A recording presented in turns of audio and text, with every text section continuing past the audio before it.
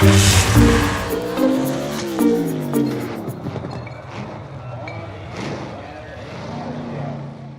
there.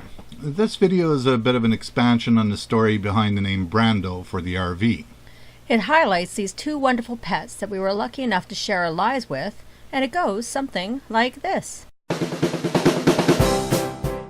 Hi, I'm Ken. And I'm Kat. And we're the Traveling Wildberries. Brandy, aka Puppy Dog, and now the Bran part of the name, was a beautiful Chow Chow mix breed.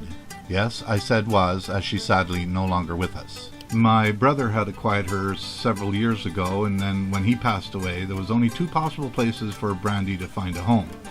One would have been with my sister and her hubby, and the other was with Kathy and I. Since my sister and her husband are not huge pet-type folks, Kathy and I decided to save the discussion and the debate about this issue, and thus Brandy came to live with us. Despite Shadow's, aka Mr. Cool's, obvious discontent with this new situation, he came around eventually. After several wonderful years of sharing time together, Brandy passed away from a form of cancer that, according to our vet, is fairly common with Chow Chow breeds. At the time of making this video, Shadow, the doe part of the name, has been with Kathy and I since he was born. His mother, my former baby-making machine cat for many years, Louise, gifted me with several pregnancies throughout her time with me, each pregnancy consisting of several kittens.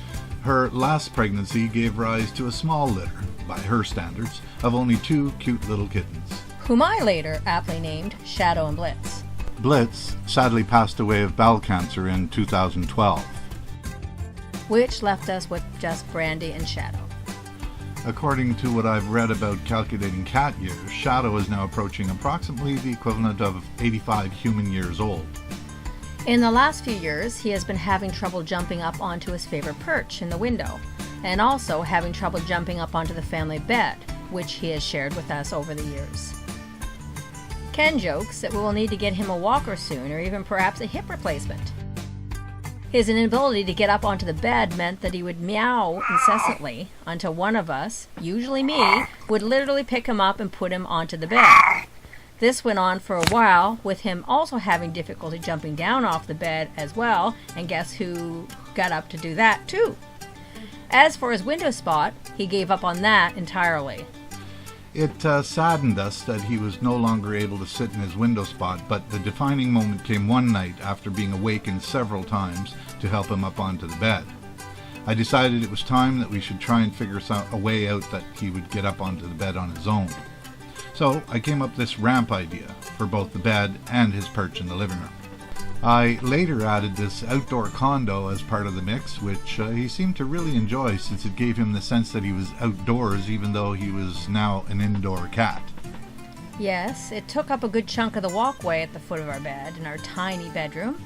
And yes, it was a bit of an unusual thing to have a ramp in the middle of the living room, but allowing Shadow to have access to his favorite perch in the window and the ability to get up and down off the bed on his own during his golden years is well worth those minor unusual additions.